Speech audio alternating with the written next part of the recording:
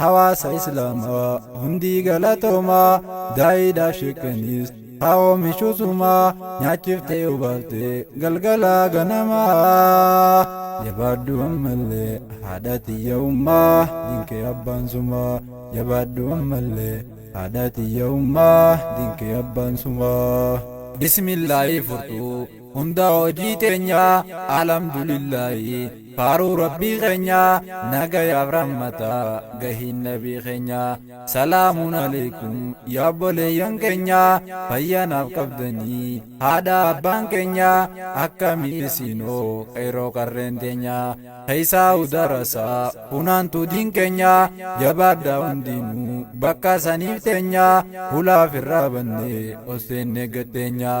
ifin tuffatiin boodatti aanaa jabaaddu ammallee haadha tiyya ummaa dinkee abbaan sumaa jabaaddu ammallee haadha tiyya ummaa dinkee abbaan sumaa rabbii ganna dhiiftee hinafinna jalaa qophii tiyya seenuuf kunoo fuudhee miilaa beekumsa waan qabu keeysi kiyya qullaa jaalala teeysaniif akkan abbololaa faaruu barbaaduu fi hinseeyin obbolaa sirraa qeebaluu jiita jaalala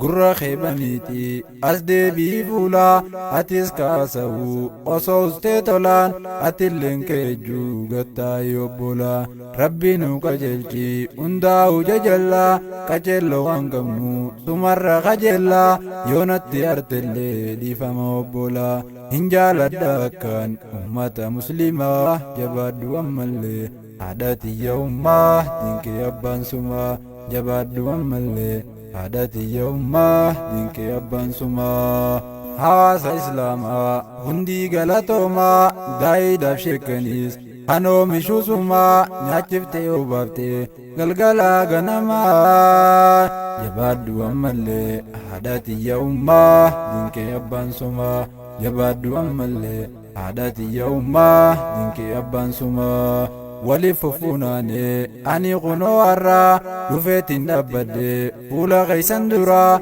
gammachuu mul'ata fuula keeysan irraa kaara qabulleen fitadhu ammarraa ka dhukkubee ciisus fayyisi ammarraa harka qalleeyyillee nu godhi tujjaara namni fayyaa qabu samaaliif hiraaraa wanni fayyaa olii hin jirtu asirraa galata galchiifi tan qabdu ifirraa hoggaa galchiteefi if dabala ammaa jabaaddu ammallee haadha tiyya ummaa dinkee abbaan sumaa jabaaddu ammallee haadha tiyya ummaa dinkee abbaan sumaa kuntum khayra ummaa faarfamtan duraanii yaa shanyii khadijaa milkooytan isinii ummanni muhammad dhiiraa dhalaansaanii waanuma qabdaniin diinii qaddamtanii darasaan tuffannee qaarii abaaftanii sheekootii teenyallee ifiif qubsiiftanii masjida madarasaas ifiif jaarrattanii harka mootummaadhaa bar waan eeggattanii